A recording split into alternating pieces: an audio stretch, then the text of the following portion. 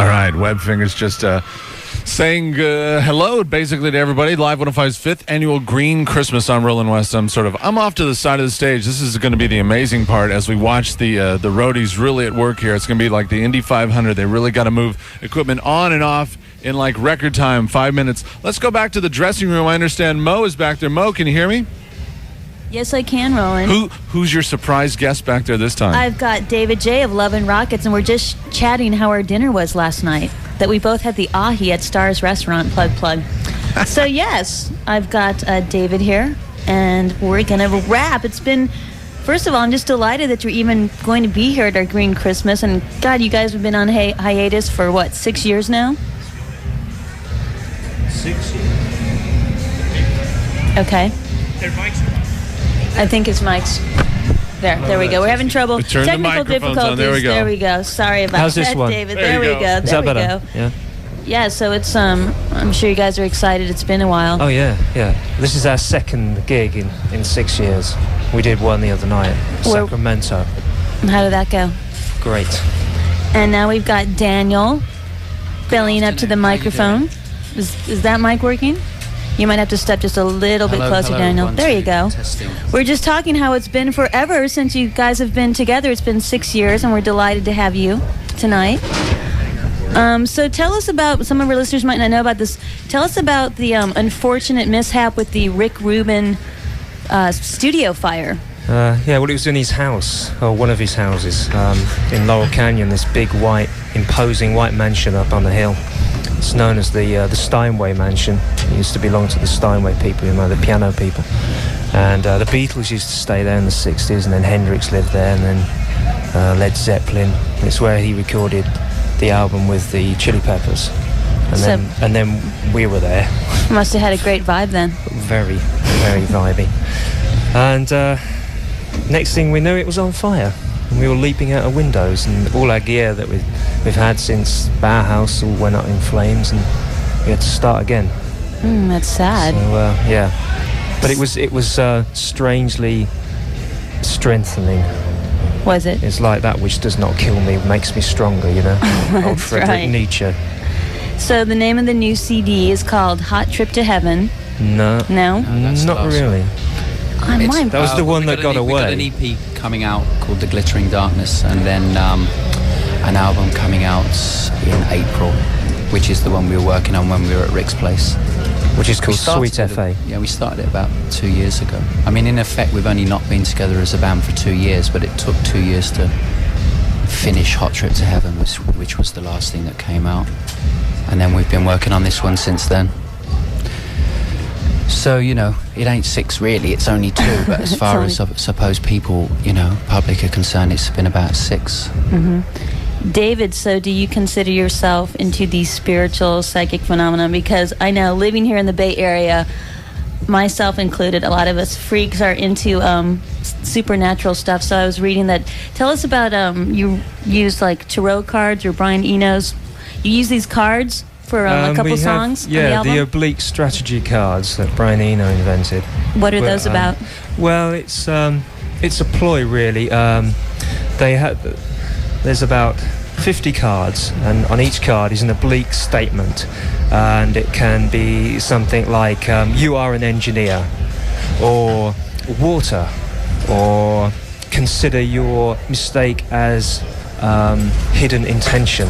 And then it's depending on your state of mind at the time when you turn that card over. That depends on how you interpret it and how you use it, how you apply it to what you're working on, So we use them on the album Hot Trip to Heaven more than anything. So you just went into the studio and had these cards lined up? We did not really lined up. I mean, the thing is, how we'd always worked before would be one of us would come up, here's a song, play it on a guitar, and then we work at it from there. Whereas as a band, we needed to do something very different from that.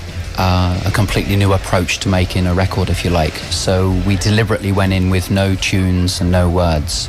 So just kind of a blank slate. Yeah, the idea is from Brian Eno again. Many years ago, I read this interview where he just started a track with finger clicks, put 4 or 5 minutes of time of finger clicks down, and then built a track up from there, and then added, and that's exactly what we did. Not using finger clicks, but we started off with, say, a drum beat or a sound effect, and then we would build from that starting point. And that's why the album sounds the way it does. Commercial suicide. So what are some of the tracks on there that you use the Brian Eno strategy cards? Oh, most of them, really. All of them? I mean, you can use them if you get into a rut. That's one. Well, that's the idea, really. I mean, I think it's something that was said that you don't use them all the time. I mean, it's something where when you get into a tight corner and you really don't know, you can't be objective about what you're doing. That's when you bring the cards out. That's, it's.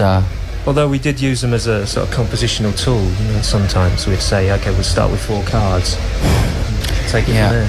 So what I want to ask you next is, Daniel and David, how long have you been playing? It's been a while. I mean, playing what? Music? Music, yes. Well, it goes back to kindergarten. We found out a few years ago that we were in the same kindergarten when we were like 4 years old, in the circle with the tambourines and the shakers and all that, and it began there. Wow. Long time. I like the triangle the best. I like the ring of the triangle. Do you remember the triangle? It seemed to ring. I was a shaker boy myself. Oh, were you? Yeah. Well, you can have this man step up to the mic too and say hello. Hello. Identify yourself, son. My name is Kevin Haskins. And you are the drummer. So I was reading that finally you've got to, you had things in your head that you just couldn't really manufacture. Now, thank you to the technology of the 90s. Are you a computer freak? Are you surfing the net, or what are you doing with that? No, I'm not that much into it, although I'd like to be. But no, the sampling machine sort of turned my life around. So there's just such endless possibilities with that. So that's my thing, big thing. So the name of the album is, because we want everyone to go buy it, Sweet F.A. But this is a different album we're talking about. We're talking about 2 albums yes, here. Yes, 2. Right? You guys have been quite prolific. The latest one is called Sweet F.A. and that's out next year, like around about April. And it's more going back to the old way of working. It's a combination really. of both. It's a combination, really, yeah. Sort of a mixture. But, it's informed by what we did on the other one. It's got 2 verses, a chorus, and a middle 8. A lot of the songs have got that. But a lot of stuff was just, usually a lot of the other stuff didn't even change key and stuff, which can be really appealing if you can do that. I mean, that's more of a sort of Eastern way, Eastern music, if you like, where it doesn't actually change key or go into choruses. You just have one tone going all the way through something, and then you build on that and you make the changes within that drone, if you like, which is a very interesting way of working. So I know we're going to hear a lot of the new stuff tonight, but you're going to do some of the old favorites, aren't you? Maybe just one. We're the other way around. Yeah, completely. We're doing one new one and four or 5 old ones. Okay. Because that's what we were told to do. You do what you want. You tell Moses, I'll do whatever I want. Well, yeah, but they have good ideas, though, the record companies. We want to do that anyway at the moment. We started this one that is coming out, Sweet F.A. We started it a couple of years ago, and we thought we had it finished. And the record company turned around and said, no, it's not right yet. It doesn't. And they were right. It's good that they got us back in. That's thanks to Rick Rubin and Mark Geiger, who kept us at it to make something that sounded more contemporary, because we couldn't really hear the whole thing objectively at one point.